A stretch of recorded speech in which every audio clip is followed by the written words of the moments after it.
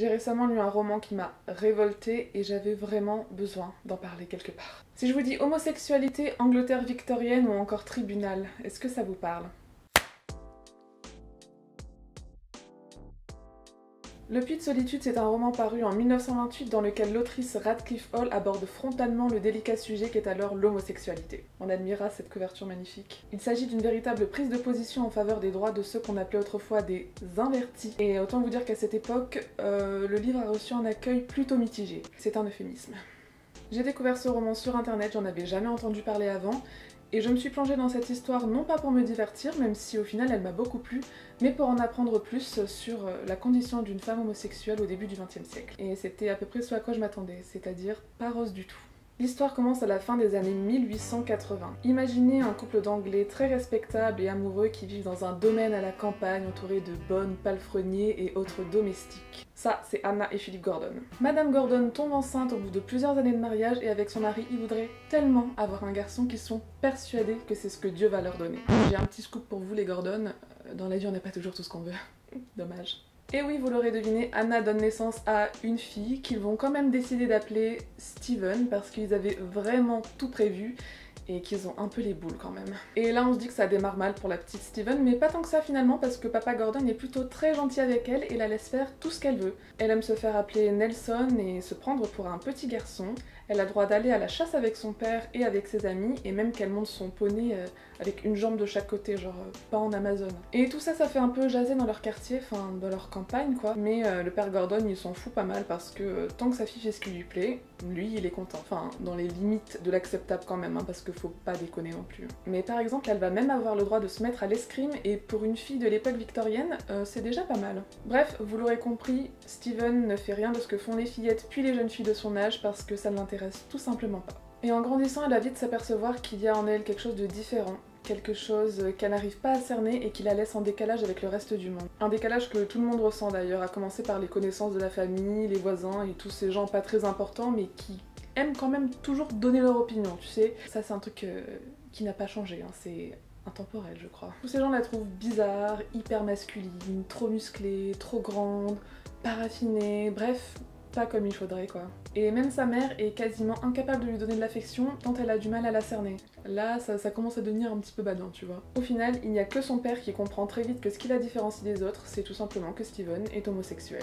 Lui, c'est un homme instruit qui lit beaucoup et qui sait ce qu'est l'homosexualité, mais pour Steven, c'est un concept qui n'existe même pas.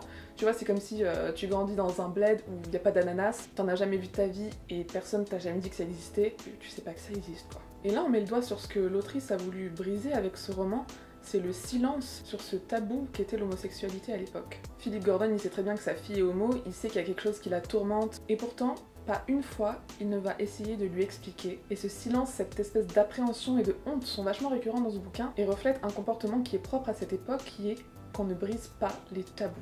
L'homosexualité dans ce roman apparaît très vite comme un terrible secret qu'il faut cacher à tout prix, non seulement aux autres, mais aussi et surtout à la principale intéressée, sinon ce serait pas drôle. Sans trop vous spoiler, puisque ça va arriver très vite dans le roman, le père de Steven va mourir, et avec lui, c'est sa vie telle qu'elle l'a connue jusque-là qui va s'arrêter, c'est-à-dire une vie plus ou moins préservée du monde extérieur et de sa cruauté. Et Steven va très vite s'apercevoir en grandissant, et en tombant amoureuse d'une autre femme, que la vie lui réserve bien des combats qu'elle ne pourra pas toujours gagner.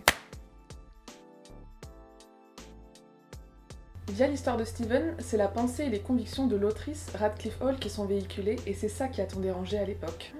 Quoi ? Une femme parle ouvertement d'homosexualité et au lieu de la condamner, elle essaie d'ouvrir la porte de la reconnaissance et de la tolérance en disant « Oui, nous existons, nous sommes bien plus nombreux que vous le croyez, et nous sommes tout à fait normaux, et tout ce que nous voulons c'est vivre notre vie en paix, comme vous vivez la vôtre. » En plus de ça, Radcliffe Hall va soulever toute une multitude de questions que vont se poser les femmes de ce roman à un moment ou à un autre de leur existence. Comment mener la vie que je souhaite quand je ne rentre pas dans la norme, ni socialement, ni physiquement, ni amoureusement ou sexuellement parlant? Comment puis-je m'épanouir en tant que femme, et y a-t-il un avenir pour moi en dehors du mariage? Et puisque je ne veux pas épouser un homme, mais que je n'ai pas le droit de me marier avec une femme, est-il possible pour moi de vivre mon amour autrement que dans la clandestinité? Comment gérer les questions de succession à la mort de la femme qui a partagé ma vie, moi qui n'ai absolument aucun droit, alors que j'étais sa seule et unique famille? Parce que pour faire un petit topo sur la condition des femmes à cette époque, elles étaient considérées comme intellectuellement inférieures, n'avaient certainement pas pas le droit de vote ni le droit d'avoir le même salaire que leur mari, et sexuellement parlant, leur devoir était de satisfaire ces messieurs et d'engendrer leur descendance. La bonne vie de merde.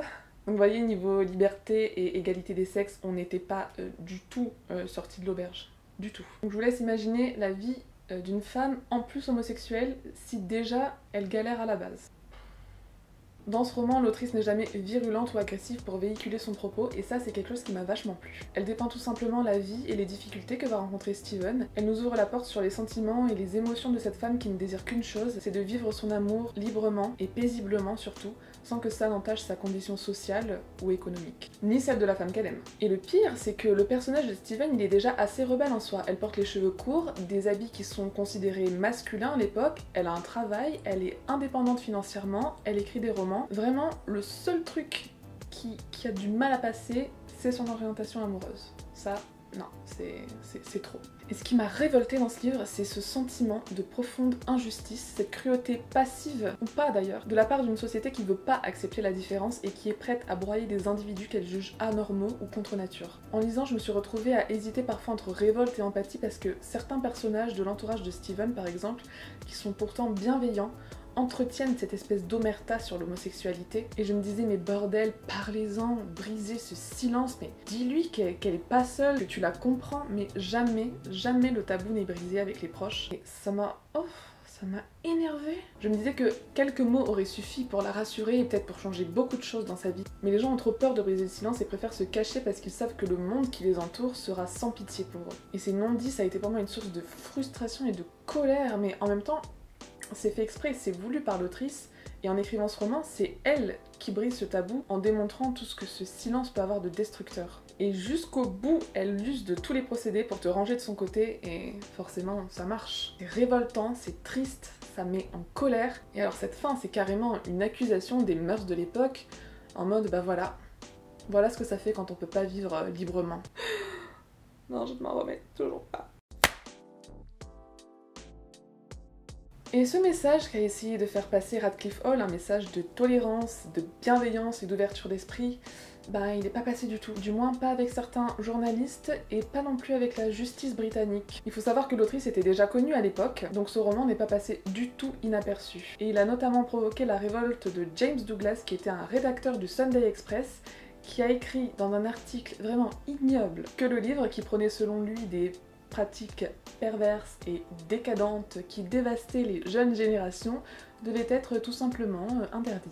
Ah ouais, on était vraiment sur de la bonne grosse pourriture quoi. Le secrétaire d'État s'en est ensuite mêlé et a demandé à ce que le livre soit retiré de la vente sous peine de poursuite judiciaire. Niveau liberté d'expression, on était au top. C'est là que Jonathan Cape, qui était l'éditeur original du Puits de Solitude, a stoppé la publication du livre mais en a secrètement loué les droits à une maison d'édition anglophone basée à Paris, qui en a réexpédié des exemplaires dans des librairies londoniennes. Et hop! En gros, il y a eu une espèce de guéguerre pendant un temps entre ceux qui voulaient interdire le livre et ceux qui étaient contre son bannissement. Et parmi ces gens, il y avait des auteurs connus à l'époque comme E.M. Forster, T.S. Eliot ou encore Leonard et Virginia Woolf. Donc ça a vraiment fait beaucoup de bruit quand même. Toute cette affaire a finalement été portée devant la justice pour délit d'obscénité et le juge a décrété que le livre devait être détruit dans tout le Royaume-Uni. Il y a également eu un procès aux États-Unis où le Puits de Solitude avait aussi été publié, mais la liberté d'expression étant protégée par le premier amendement de la Constitution et les Américains étant, je suppose, plus ouverts d'esprit à ce sujet, du moins à cette époque, le juge a décidé que le livre ne violait aucune loi et que donc personne n'avait rien à y redire. Finalement tout ça, ça a fait un bon coup de pub au roman qui s'est vendu comme des petits pains aux États-Unis et en France, alors qu'au Royaume-Uni, il a fallu attendre 1949 avant que le Puits de Solitude soit de nouveau légalement disponible. Ouais, 20 ans. Quelle histoire, hein. Et moi ça me fait bader de me dire que en 100 ans, certes il y a eu des progrès, mais à quel rythme? Je veux dire, en France il a fallu attendre 2013 pour le mariage gay, et 2014 en Angleterre. Putain, bah je me dis que Steven Gordon a été pas sorti de l'auberge quoi. Et voilà, c'est tout pour moi. J'espère que la vidéo n'aura pas été trop longue et qu'elle a été un peu intéressante quand même. Je vous dis à la prochaine. Salut!